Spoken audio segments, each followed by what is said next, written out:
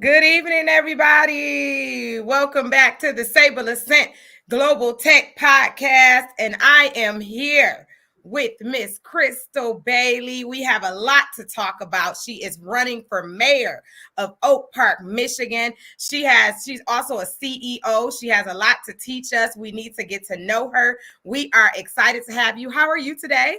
I'm very well. Thanks for having me. Yay. Well, everybody, make sure you hit like and subscribe and share. And we are so happy to be back with you all. We missed you so much, and we will be right back. T minus 10, 9, 8, 7, 6, 5, 3, 2, 1, 0, and liftoff. Sable coin has taken off and we are coming to your community. We are partnering with industries, real estate, agriculture, minerals, energy, and many more. Let's get ahead of the trend. Paper money is a thing of the past. The future of money is digital, decentralized, and moving light speed on a blockchain. Sableassent is created to empower consumers, nonprofits, and business owners in a global Black economy. Now is the time when we buy back our communities. Own your currency today at Sableassent.com.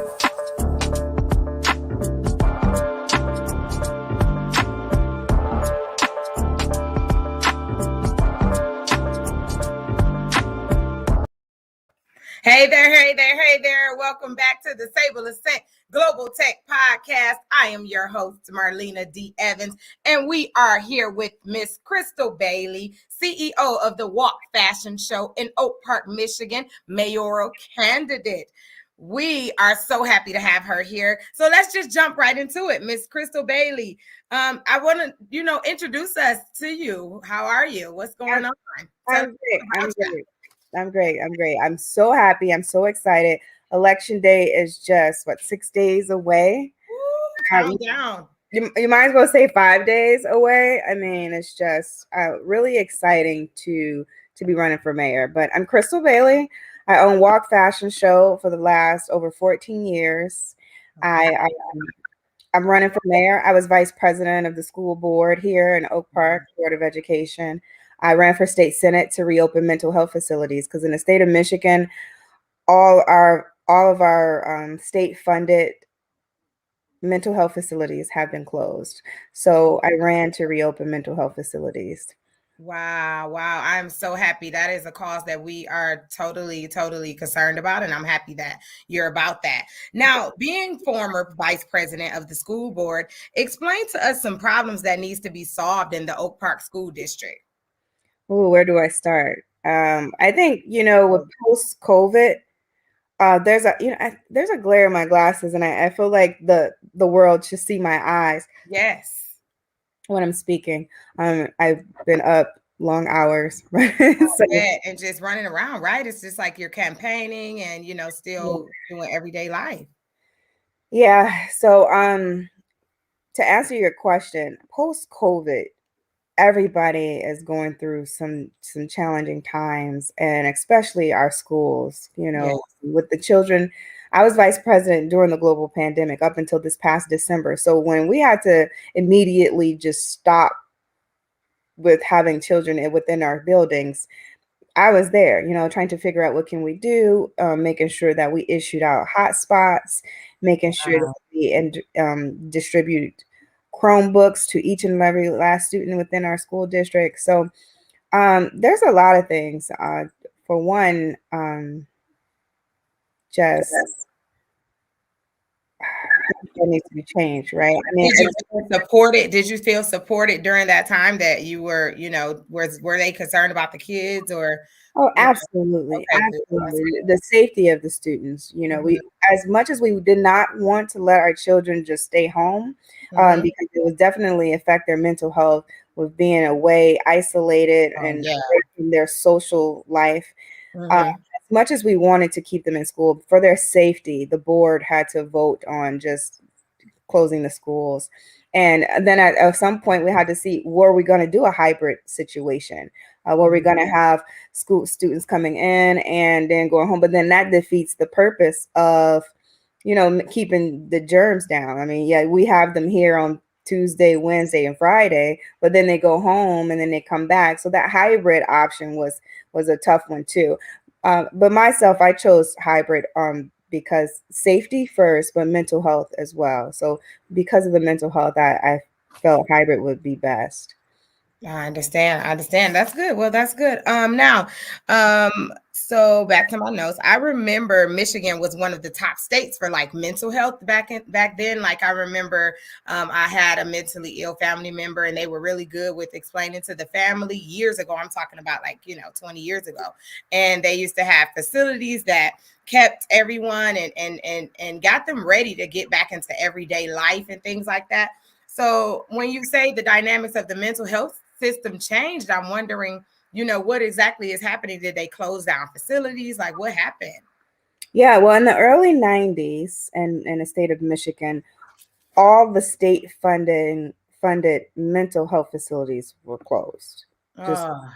So the state of Michigan doesn't have state funded mental health facilities, which is unfortunate because I worked in juvenile probation, and that's how I even got involved in politics. I worked in juvenile probation, and I would take young juveniles, children, onto jail tours, and we went to maximum security. And when we went to maximum security, more than half of the inmates in there appeared to be mentally ill. And so that's time for me to ask, what's happening? Are they getting any proper treatment? Are they getting any type of medication, therapy? And they're like, this is jail. No, they're not getting any of that. So I just because it's jail doesn't mean that if you're sick, you shouldn't be treated. Right. And so at that time, that's when I, did my due diligence and did some research and found out that, in the early 90s, they were all closed and they didn't have any place for them to go. They just left them right out on the streets.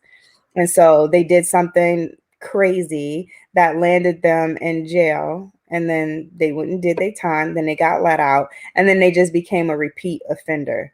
So because they were mentally ill. Yeah.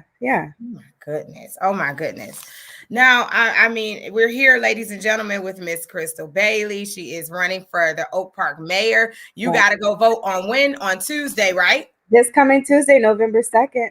We got to remember, man. We got to remember that, we have to go vote for her. She's been putting in, she's really concerned about the mentally ill. This is an issue right now in Michigan, ladies and gentlemen.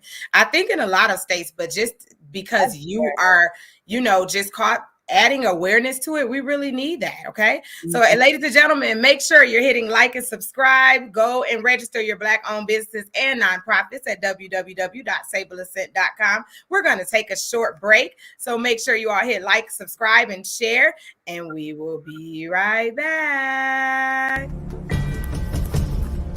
Welcome to Sableassent. We are a global Black community of businesses, nonprofits, and consumers, exchanging a digital token to empower our community and obliterate poverty. It doesn't matter where you are or what you do, you can transact Sableassent tokens in our global ecosystem and marketplace. In today's global economy, we have moved from a paper society to a digital society.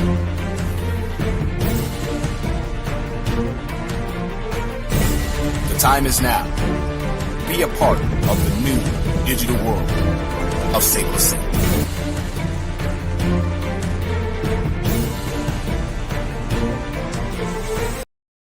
Welcome back to the Sableassent Tech Tour podcast. I am your host, Marlena D Evans, and we are here with Miss Crystal Bailey. Welcome back. Ladies and gentlemen, we apologize we wasn't on Facebook in the beginning time because I had the Oh, on Facebook, Crystal, they don't allow us to put, like our cryptocurrency for the community. They don't allow us to put it. So I had to take it off. So we're just getting on Facebook, but Okay. we can find the whole interview over on YouTube. So we're on it popping now. Now, let's talk about what inspired you to run for the mayor of Oak Park, Michigan. What gave you that inspiration? Wow, like I said, when I was working for Oakland County, I worked in a juvenile probation department, and it was just taking those children on those jail tours and going to maximum security and seeing that these inmates were incarcerated. Now, jails are designed to psychologically mess with you.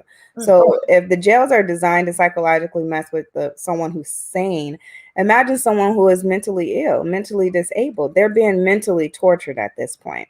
Yes. And so I did my research to find out that the mental health facilities were closed. So I did whatever I can do to reopen them. I ran for Michigan State Senate to reopen mental health facilities. I did not win. I came in second. That's okay, but you letting them know. Yeah, I love that. I brought the awareness. I came in second, and when I came in second, I got over 11,000 votes. And wow. So politicians started reaching out to me like, "Who is this Crystal Bailey?" That's right. Who is this Crystal Bailey? And I kept going from that was in the primary election. And then in the general election, I ran for school board. Now you can't be on the ballot twice. Really? You can't be on the ballot twice in one election. So you have to choose something and then go with that. Yeah. And so because I chose Senate, I had to run as a write-in for school board. So that means I was not on the ballot. People had to come to the polls and write my full name. And you still got 11,000 votes?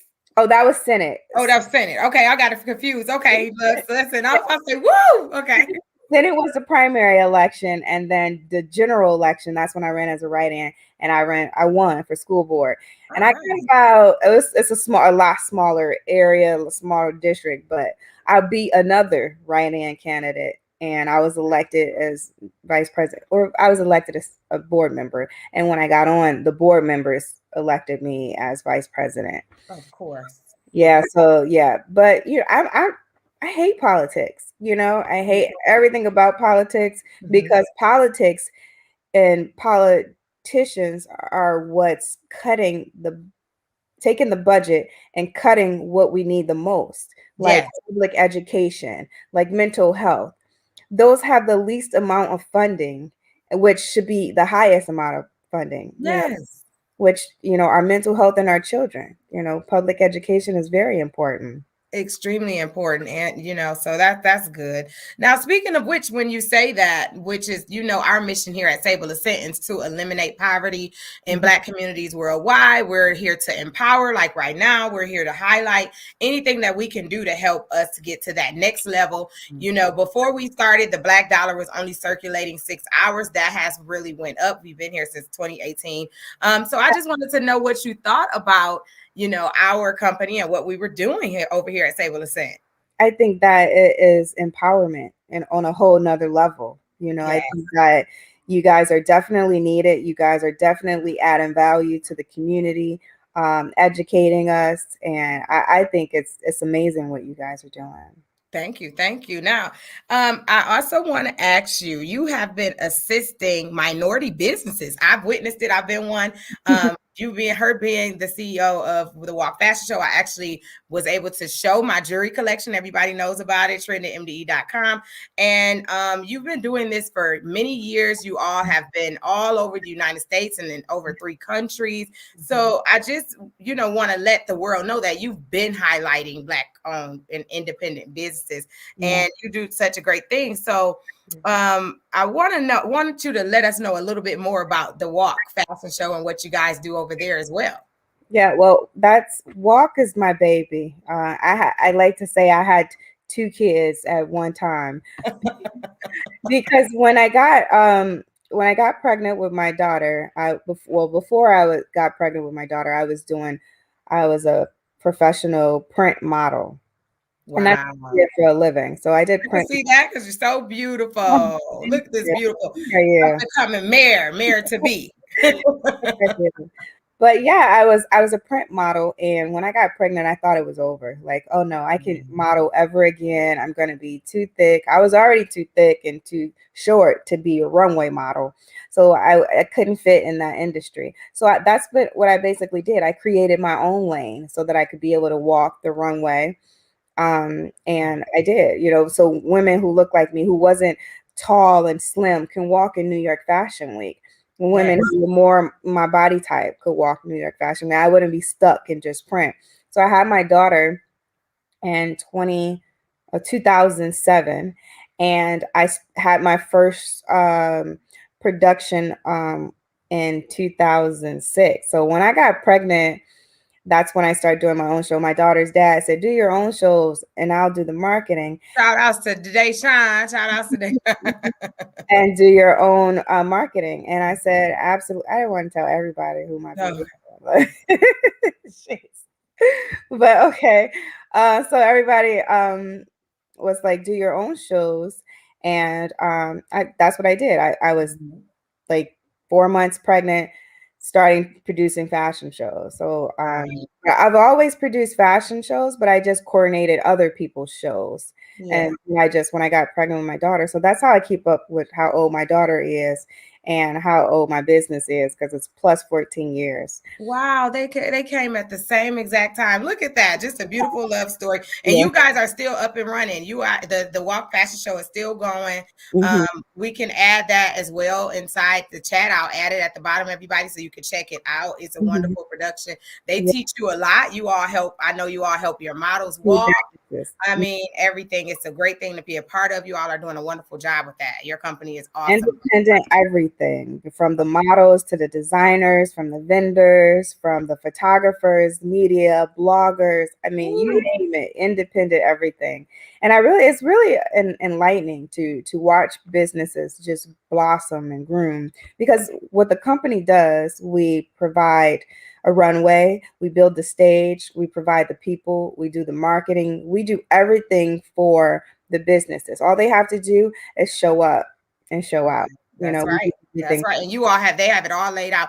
And I want to say something about you as well. When I met you and everything, and you allowed me that chance, I saw that this woman is completely organized, diligent, works well under pressure. You work so well under pressure. You keep a lot of things in order. You have it under control, and then you also treat everyone with respect.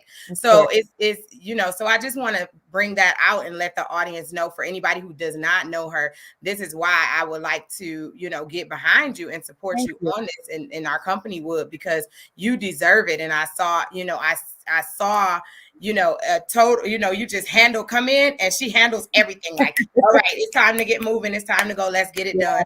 And just your mission behind becoming a mayor is not just because you want power or because it's the family last name. It's because you want to make a difference, ladies and gentlemen. She wants to assist with mental health here in Michigan. She wants to assist with the education. She was on the board of education, and that's just something that a problem needs to be solved. So I just wanted to make sure I highlighted that as well for you. Yes, it's very important. It's very dear to my heart. I have an aunt who's schizophrenic, and she's amazing. When I was a little girl, my favorite time, my most fondest time with my aunt, my mother's sister, we would take crayons and paint and mark. She was very crafty with everything she did. She was very crafty, but we were so crafty, we painted my mother's walls, and we just drew beautiful things on her walls. And my mom was like, okay, what is going on? And I'm like, she's schizophrenic. She's just, she's mentally ill, but she's able to live and function while, and it's just like every other mentally ill person. They're able to function, but so they should not be treated the way they have. I've seen them treated in the jail system. It's not their fault. It's a chemical imbalance, and we all should know that. It's not their fault. So, last question, because I know you're very busy, and I know you have to go. I know that you do a lot. So we are talking about you running for mayor, campaigning, being a great mother. All of the above that you're doing. I wanted to get a few pointers for some of us that's out here, parents, women in the world that's trying to just do it all. Give us a few pointers on how we can, achieve our goals and still be a great parent and things like that. Well, meditation, prayer, time for yourself, alone time, self-care. Definitely take care of your mental health. When I started running for mayor, I didn't realize that I was going to be the first Black mayor of Oak Park. I was just running to make a difference and find it. And I've been here majority of my whole life, and I didn't realize right around me that I'll be the first. At that point, I got we will be the first. If you when you win this, you will be the first Black mayor. Ladies and gentlemen, get everybody in Oak Park to go vote for Crystal Bailey right now. Share this, send them, tag them in this. Oak Park, you guys hear me? Shout outs to Oak Park. Yes. Come on, we got to make this history happen. Come on. So go ahead. I'm sorry I had to do that. Yeah. So I didn't realize when I started campaigning that I would be the first Black mayor. I just wanted to make an impact in my community. I did notice some things that needed to be changed. I noticed that not everybody was getting the same treatment. Not everybody was getting the same information. And so at that time, I said, okay, some diversity, equity, and inclusion needs to happen within the city. And I can bring that to the city because I created an ad hoc committee for Oakland schools for diversity, equity, and inclusion, and I did that right when George Floyd was murdered. And because it's time, the whole city needs some diversity, equity, and inclusion. Oak Park is 60% African American and has never had an African American mayor or judge for that matter. And that's because we're not voting. And it's just time for change. Do you all Michigan residents, sorry, everybody over the world, you already know this is going on, but in Oak Park, Michigan, that I know for sure, I've seen it with my own eyes, that I've known to be a predominantly Black city, has not had a Black mayor, has not had a Black judge, ladies and gentlemen. That is because we don't go out and vote. We have someone in front of us right now that said that she had to be written in and she won. Which one? Okay, she got into that. So the myth of us not voting, that you know how they're saying that now, Miss Bailey, that they're not voting. That's not true, right? We need to go vote. Exactly. We need to vote. I mean, Oak Park has 30,000 residents. 24,000 of us are registered to vote. But in the last mayoral election, which was before COVID, November 2019, only 3,500 of us voted out of 24,000. Now that's pretty unfortunate. So wow. I hope what I can bring is awareness and make younger people start paying attention, because when they see, and nothing against my opponent, she's been there 10 years. She's that's done the whole cycle. Yeah. Thank you very much. A whole decade, but it's time for change. It's time for new leadership. I think once I am elected, we need to come up with some term limits, because after so long, you can you can see where the loopholes are, and that's how government corruption happens. Yes. It's like, this is not a monarch. What did you call it? A monarchy? Where it's like, no, we should be able to vote, and we need to go vote. And if we want to see a change, we're looking at it right now. And we're so grateful to have you. We're so grateful to have you. And I had such a good time with you. Yes, every time. Yes. We hope to have you back soon, and definitely to be calling you mayor, and I'm going to make sure you send me over your link so I can add it to this as well, and that way we can get voting, or if anybody could register to vote, where do they need to, where can we find your info at? Let us know. You can find my social media as official Crystal Bailey on Instagram. On Facebook, it's Vote Crystal Bailey, and my website is votecrystalbailey.com. So Instagram, official Crystal Bailey, and Facebook is Vote Crystal Bailey, and my website is votecrystalbailey.com.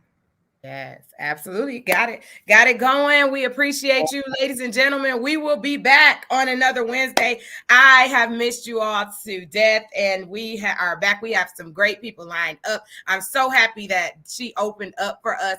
Make sure we all go out and vote. Hit like, subscribe, and share. So I really appreciate it. And you all have a great day, and we'll see you next time. November 2nd. Bye, everybody. Bye. Until next time, Mrs. Bailey. Bye-bye. Thank you.